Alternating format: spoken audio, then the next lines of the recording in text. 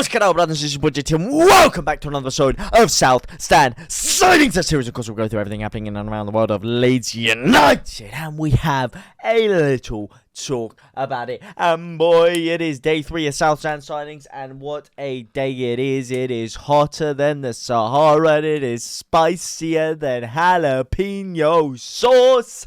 Ooh, there is so much for us to get into, so I don't want to waste any more time. Let's get straight into the meat of the action. And the first story is, of course, surrounding that man. I sound like a broken clock talking about him, but it is Georginio Rutter, and it is literally a matter of minutes before he becomes a Leeds United player. This merry-go-round has been spinning, and basically it is because Leeds have just been haggling a little bit. We've been doing some top-tier negotiation. We've been in the Dragon's Den, in the Shark Tank, if you will, and we've just been trying to eke that price down a little bit, negotiate on the wages, negotiate on the deal, and a deal that did originally look like £35 million is now looking more in the region of £30 million plus add-ons, maybe even €30 million, but it does look like it is just going to tickle over that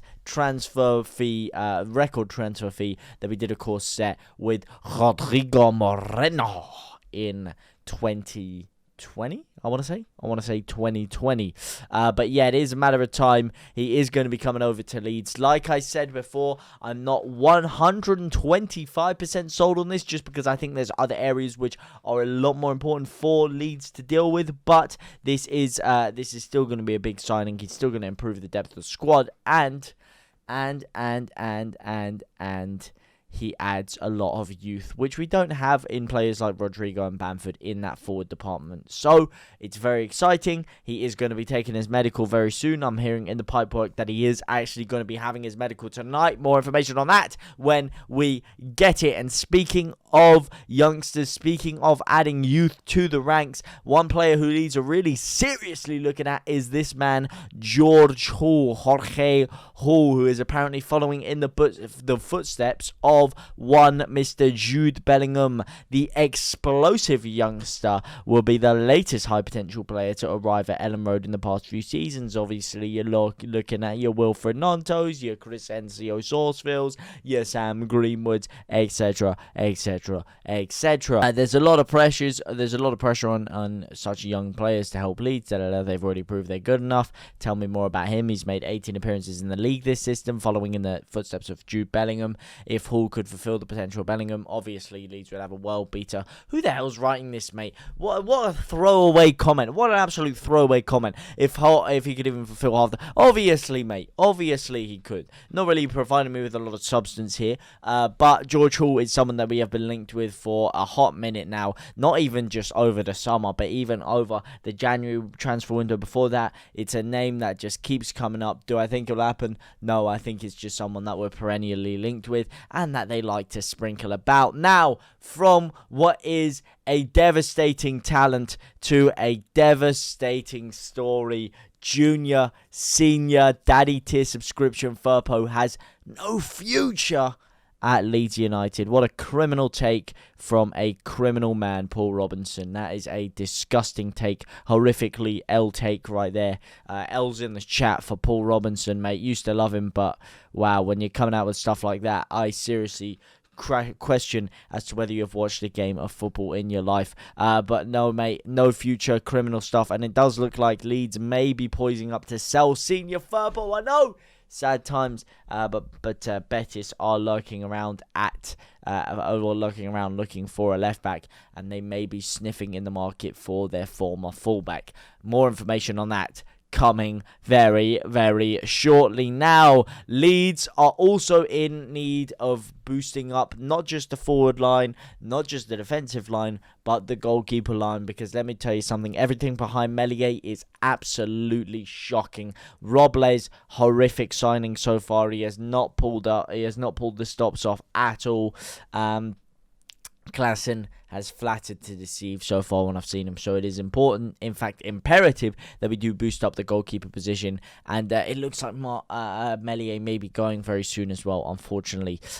But Leeds' target dropped a cheeky Instagram hint about his talks being underway. That is, of course, Club Brugge goalkeeper Sene Lamens, who has begun following Leeds United and Jesse Marsh on Instagram. Obviously, this is a big sign. You know, you don't just accidentally go on your phone and you just trip over and your hands somehow manage to click a couple of buttons. Oh, how did Jesse Marsh end up on my follows list? You know what I mean? But having said that, it is also a common thing. We've seen it before with Rodrigo de Paul liking tweets and all these other things and not ending up at Leeds. It doesn't necessarily mean he's going to be at Leeds, but it's an indicator that his head is twisted and he is certainly very intrigued about the move.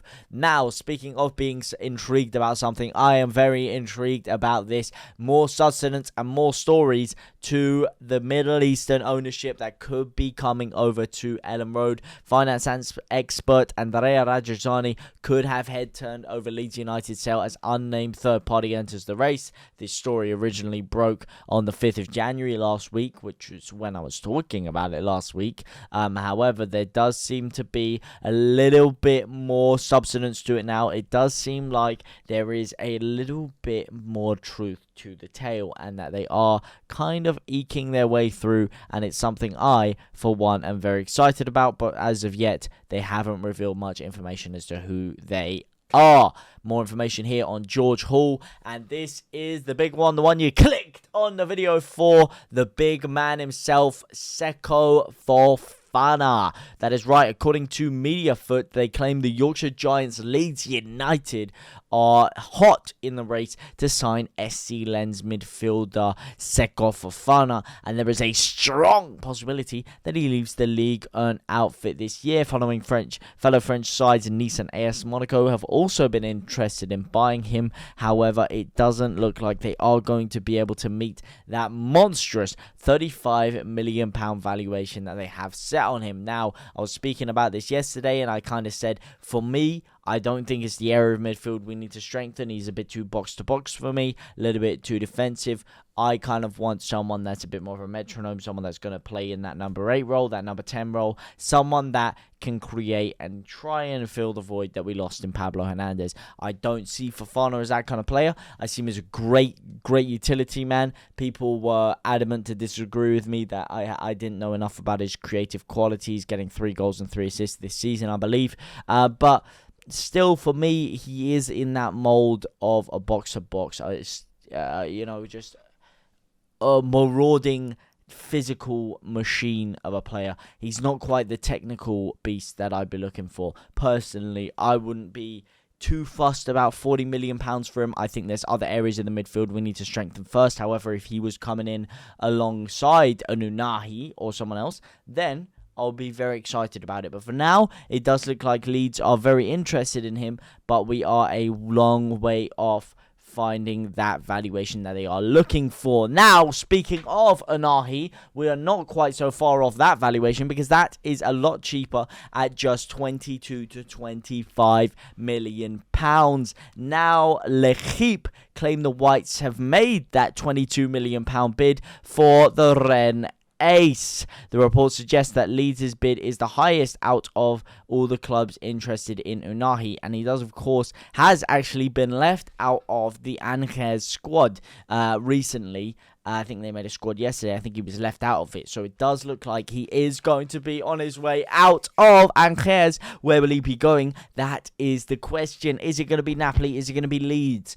PSG yesterday, we spoke about it. They've pulled out of the race. Leicester City are interested in other players. It doesn't look like they're going to be pursuing it more. Now, that leaves really Napoli, Leeds, and Rasenballsport Leipzig, who have been pretty quiet in their pursuit so far. So the front runners are looking like Leeds because Napoli didn't want to spend or don't want to spend anything over 15 million euros, including bonuses, whereas Leeds are willing to meet that 25 million euro valuation. And if you believe this story, Leeds already have met that valuation. It would be a great addition. It would be a brilliant signing, and it is one that my lips are absolutely trembling at the prospect of getting done.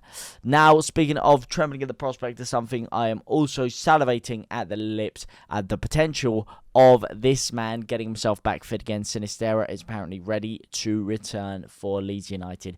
Big signing we made in the summer. Massive, massive player, and I'm not just talking about his thighs. Absolutely world class. He's been a huge miss, and I'm very excited to see him back in the squad. And could you imagine him linking up with Ounahi in that midfield? Oh, it beggars belief. But let me know what you guys think about all those deals down in the comment section down below. But for now, guys, I will see you very, very soon. Au revoir, my brothers and my sisters.